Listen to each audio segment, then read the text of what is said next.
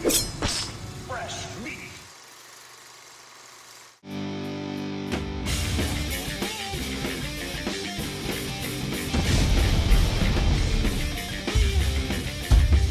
I have a little segment for you. I want to talk about martial art movies, then and now. So this was then. This is Black Belt, and this is the door in the background. It's like a horror movie. See, everything in my life is a movie. Bam! I never forget one of the scenes, one of the fight scenes I had very early on in my career. I actually did this. I made the sound effect with it.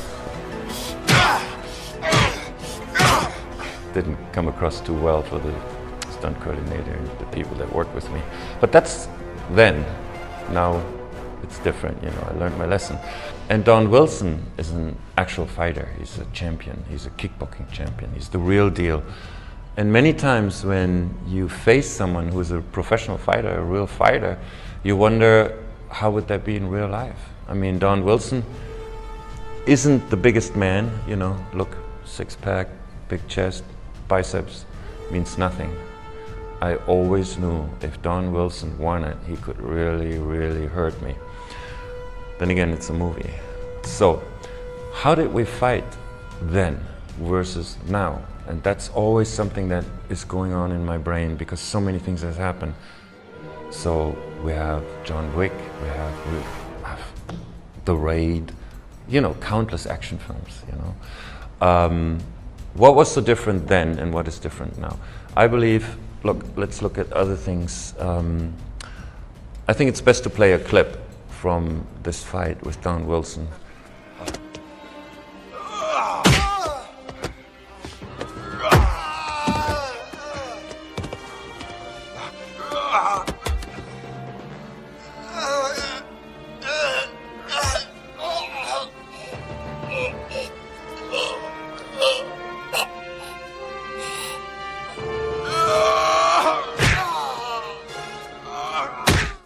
The fight scenes, basically a lot of it was Taekwondo-ish, based on Taekwondo, karate, little kickboxing, you know, it was a mixture. So it was very old-fashioned. And what I noticed in the early days, and I think Van Damme started that first, you know, he had that one kick, and then most people, you know, most films that followed up had like, you know, they added like 5 more, you know, to that one kick he did. So it was a different area. It was almost like cartoonish, you know. I feel, looking back, everything was a bit more deliberate. Okay, I punch you, you punch me. It was a bit slower. You could follow the punches. It wasn't like pop, pop, pop, pop, pop. That was way before. That's then before when, you know, we had Bruce Lee fighting on the screen, you know, that was speeding fast. And the first thing I remember, each time we were fighting, the stunt coordinator, the fight coordinator said, too fast. The eye cannot follow, the camera cannot follow these punches of you. You are way too fast, so you're forced to slow down. Okay, my first fight film, No Retreat, No Surrender. I'm gonna have to wear my glasses, even though it's a big screen. Boom, No Retreat, No Surrender. Lauren Avedon, he's a Taekwondo master, you know. I don't know how many dans he has. Probably can't count it, 7 maybe. This guy can move. I mean, he can swing his leg like a scissor, you know. You won't even see it coming. And that was a very old-fashioned style of fighting, and I loved it. Especially, look here, this is actually my first kick I ever threw in a movie, No Retreat, No Surrender. That was my first fight scene ever. And I forgot his name, is from Hong Kong, tough guy. He was the only one that was a bit larger, so it's always difficult to find someone that is as big as you and has the same, you know, frame, especially in Asia. So he was larger, and I wasn't very experienced, so I didn't know what I would get into, and I thought the best thing I can do, and I knew I was rather fast, and that's how I got into the business, is I can basically evade most of his punches and dance around him and then kick him one time real quick and see how that goes. And that's how we done it, you know. So you kind of slowly work your way up to it.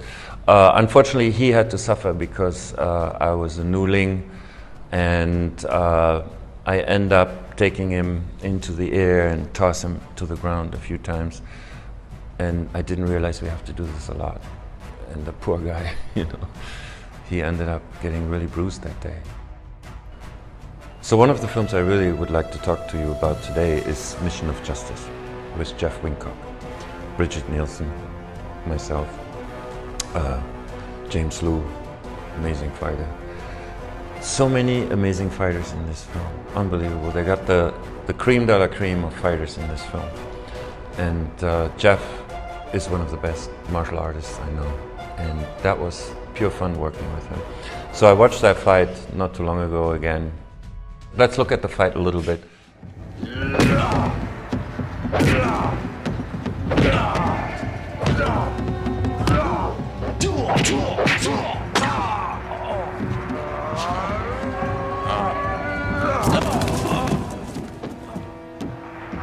Now I'm champion of the world. You son of a bitch! That was Cedric! Long story short, sometimes in some sequences of this film, of this fight scene, I feel like John Wayne for some reason. Everything is like, you know, the big guy swinging and him being like, you know, like a mouse dancing around me. Not meaning that in a bad way, you know, just he's trying to escape. The fight got more interesting for me, you know, when I could throw some kicks finally, you know, because I'm a Taekwondo guy, so especially here in that scene, I could swing my legs for once. Why am I bringing up this fight scene? This was old school fighting. This was the beginning of my career and many other careers. By the way, Chad Stahelski, I think he has the hardest name in Hollywood to pronounce. That was one of his first films, and he's now the director of John Wick, you know? Amazing. He was one of the stunt fighters in it, and he rose to very high ranks, and that shows you, if you are in Hollywood and you know what you're doing and you're passionate about it and you're willing to get your ass kicked for many, many years, you can make it all the way to the top. And I want to personally take this opportunity to say congratulations, Chad. That's amazing. Good for you. You deserve it. Anyone that can fight so hard and is so passionate about it deserves the #1 spot. And Jeff Wincock was one of those guys. We had this famous gauntlet scene. I've never seen anything like it in my career till then, until now, where Jeff Wincock fights 30 people in a gauntlet with the sticks, you know, and I had to watch it for a couple days. That's how long it takes, standing next to Bridget, and everything was itching in me, you know. I wanted to join that fight, and I was kind of hoping when he finally reaches, you know, Bridget and me, she would unleash me, but it wasn't in the script. Maybe one day. Would love to work with Jeff Wincock again. What a great guy. You know, he reminds me a bit of Scott Adkins. It's a similar fighting style. You know, now it's Scott Adkins doing a lot of martial art movies. And Scott Adkins is amazing, you know, he's a fantastic fighter. He has the right mixture of things. You couldn't say he's a kickboxer, he does taekwondo, he's athletic, he can spin 3-4 times around his own axle. He has an English accent, so that's always good. Very versatile fighter. What is my favorite fighting style? If I could do it now versus then that was then, that Kickboxer 2, 3, 4, Bloodsport, that was the beginning of it all, and I keep hearing from fans, oh, we want to see these films again, and I understand why, because a lot of it was shot in a master. You could actually see if someone is a real fighter, if they have the skills, you know, if they can really do the 360s. Today, almost, that's not being negative to anyone out there. A lot of people are being picked and chosen and being trained to become fighters, but they're not really martial artists. Then again, real martial artists are not usually actors or the best screen fighters. So it's very, very difficult to find someone that is a martial artist, an actor, and knows how to fight on screen, because you have to make it realistic. You know, you cannot be too fast, you cannot be too slow, you cannot be too small, you cannot be too big. You have to have something that makes you look realistic. What's realistic? Well, what's realistic is not necessarily what sells well on screen either. So if you've ever been in a real fight, that's usually very quickly a brawl. It's not very nice to look at. You know, you're not seeing these nice roundhouse kicks. You might get in one or two, but then you'll find yourself on the floor. It's pretty much like UFC, real fighting, you know, in real life. For me, my favorite now is a Raid series. That's my favorite series. Why is that? You smell the brutality. For one, I love fighting, I love to get dirty, I love to get hurt. I like to be on the set all fucking day and sweat. Sorry, cussing here, but I really like it. I like the danger of it. I like the reality of it. And it's like a fighter goes into the ring, an MMA fighter, they love the stench of blood and getting hit, or you won't be able to go in there. It's the same with a film fighter. You want to make it real. You want to be exhausted. You want to push your limits. And when I watch Raid, these people were working in tough conditions for months at end, in a hallway or in a kitchen.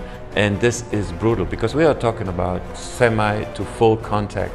You have to really concentrate. I mean, there's knives, hammers, sticks, everything comes at you for hours and hours and hours. And what people don't know, how hot and miserable it is on a film set in Indonesia, in the jungle or wherever. About the subject then and now, I wrote a book about it, Shirtless in Hollywood. And it means a lot to me, because I love Hollywood, fighting, being the guy on screen, doing what I do so much.